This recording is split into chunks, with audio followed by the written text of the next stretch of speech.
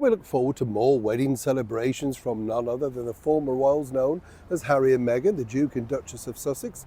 Well, it appears so, as ever. Let me explain. Maureen, lovely to see you today. Thank you so much for your time, as ever. And yes, lovely to have your company. Are you all right? Yes, have you slept well? Are you getting up all right?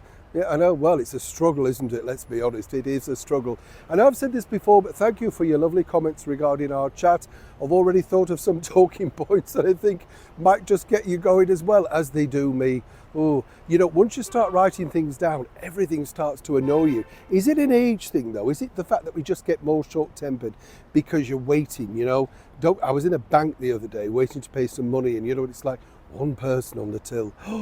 Oh, your blood pressure's just going through the roof, isn't it? Because you're thinking everybody's standing around looking into space, no tellers open. It's not their job, apparently.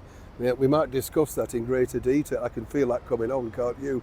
Back as ever, though, to your royal story of the day. Now, as we know, Meghan Markle and Prince Harry described their wedding as well. A spectacle. Meghan said it wasn't at all exactly what she thought. She even trashed it, apparently, with the interview, the engagement thing. She said it was an intrusion and all that sort of stuff. And then, of course, she claimed she had a secret wedding.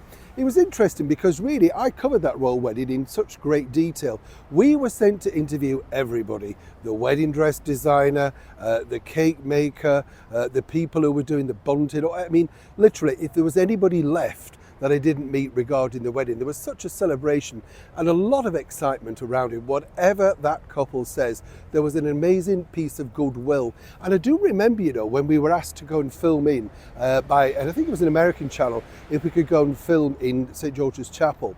And they wanted to charge an extortionate amount just to do that. And of course the channel wouldn't pay it. And I was thinking today, you'd just go in, wouldn't you, with a camera, a phone, take some pictures or something. But because you had a professional cameraman and crew, they were charging a lot of money. A lot of money to be made at that point, of course, for Harry and Meghan's wedding. Is this now what really Prince Harry's thinking himself? You see, let me explain. As you know, he's got a 4-book deal with Penguin Random House. So far, we've only seen Spare. And as I told you, they're back and forth. It's very difficult for them. They need to get some more money out of Prince Harry. He's had a substantial amount of their money so far. And what's interesting here is, of course, deciding what he wants to go down next. They're not interested in Meghan Markle's follow-up to the bench.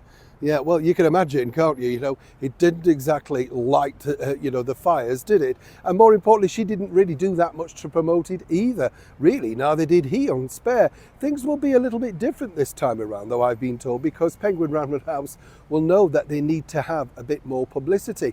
The idea, though, is to now refocus on that royal wedding.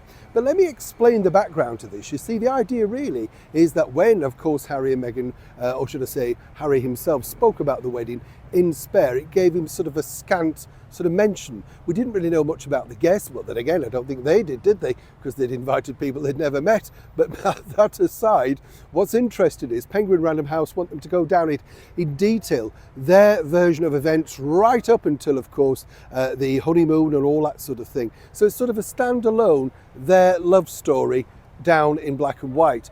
Dangerous though this, isn't it? Because of course many people will have other similar memories of that day, and as we've already seen with Harry, seemingly he can't stick to the truth. He tells one story and then apparently it's another. He took drugs, he didn't take drugs, you know what I'm saying? All regarding his visa. So for them, of course, it's a big risk, but they won't care because people will, of course, snap it up.